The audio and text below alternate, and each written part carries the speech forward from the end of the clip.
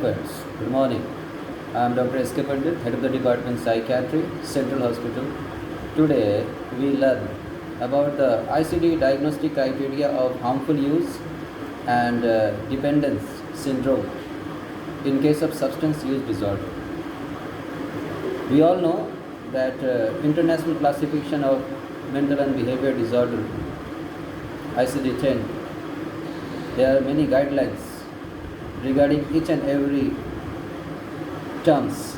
So today we will discuss about harmful use and dependence syndrome. If we take the example of alcohol or tobacco or any other substance, let's give an example of alcohol. In case of alcohol, we should write F10, F block, F10 for the alcohol. Now if there is harmful use, then the coding would be F10.1. The 4 criteria is there for the harmful use. A, B, C, D. Criteria A. The clear evidence that the substance used was responsible for or substantially contributed to physical or psychological harm, including impaired judgment and dysfunctional behavior. So this is criteria A for F10.1, known as harmful use. Criteria B. The nature of harm should be clearly identifiable and specified. Criteria C. The pattern of use has persistent for at least 1 month or has occurred repeatedly within 12-month period. So either persistently for last 1 month or occurred repeatedly within 12 months of the period. Last 1 year to be considered in case of interrupted consumption. So criteria D. The disorder does not meet the criteria for any other mental or behavior disorder related to the same drug in the same time period except for the acute intoxication. We all know for the alcohol intoxication, acute intoxication, the coding would be F10.0. So today we are discussing about the F10.1. Now, if the diagnosis is dependent syndrome, so the criteria for the alcohol dependent syndrome is F10.2, and there are A group of criteria, and this criteria are 6 in number. First, get the definition of dependence. 3 or more of the following manifestations should have occurred together for at least 1 month, or if persisting for the period of less than 1 month, then they have occurred together repeatedly within the 12-month period. So I am telling it again, before going for the 6 criteria, you must know that how to composite this 6 criteria. So the thing is, there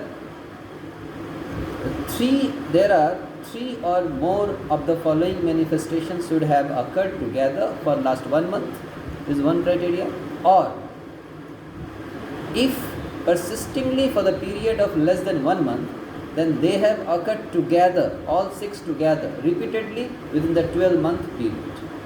So let us know what are those 6 criteria. Number 1, strong desire.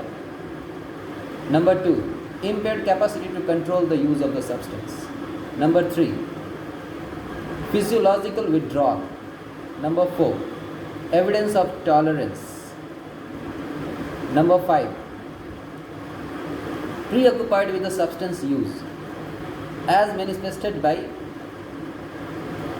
neglecting the other alternative way of pleasure or interest, being given upon only on the use of the substance. And the criteria says 6, persisting with the substance use despite of clear evidence of harm, either physical harm or mental harm. So in detail, we should go for all 6 criteria. Number 1 criteria, strong desire or the sense of compulsion to take the substance. This is the first criteria.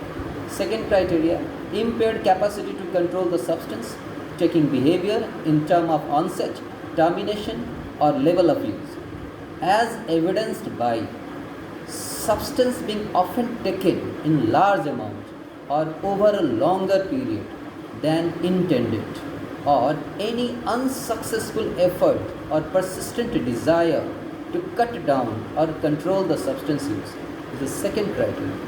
Third criteria is related with withdrawal. So let us understand what is withdrawal.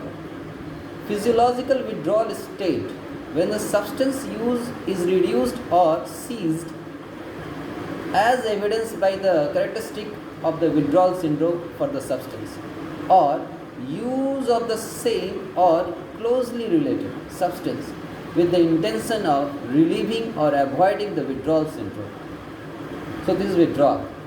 And the evidence of tolerance is the evidence of tolerance to the effect of the substance such that there is a need for markedly increased amount of the substance to achieve the intoxication or desired effort, or that there is a markedly diminished effect with the continuous use of the same amount of the substance. So this is the evidence of tolerance. And the fifth, preoccupied with the substance use as manifested by the important alternative pleasure or interest being given upon or reduced because of the substance use, or a great deal of time being spent in activities necessary to obtain the substance, take the substance, or recover from its effect. This is the fifth criteria. And sixth criteria, very well known, persisting with the substance use despite of clear evidence of the harm. So these are the criteria we can use for diagnosis of dependence. Now, if the patient is diagnosed as dependence, the next thing is to understand that we can know the diagnosis of the dependence syndrome may be further specified by the following 5 character codings. First character you can write F10.20. That means F10 means dependence for alcohol, and .20 means currently abstinent, currently not taking. So again it is can be divided into 2 codings. F10.20 that means early remission, and F10.21 means partial remission. So this is first coding. Second coding is F10.21 means currently abstinent but in a protected environment, as for example in therapeutic or community or in prison or in hospital or at the de-addiction center. So this is the criteria for 5 coding F10.21. Now F10.22, currently on a clinically supervised maintenance or replacement regimen, that is called controlled dependence. Again the next coding is F10.23, that means currently abstinent but receiving treatment with aversive or blocking drugs like naltrexone and disulfiram. Next is under 5 coding F10.24, currently using the substance, so it is the active dependence. And again the active dependence can be of 2 types, F10.24.0, F10.24.1. F10.24.0 means without physical features of the dependence, and F10.24.1 means with the physical features of the dependence. And last but not least, the course of the dependence may be further specified if desired as follows. If the patient is continuously using, then put F10.25, and if using episodic or dipsomnia, then use F10.26.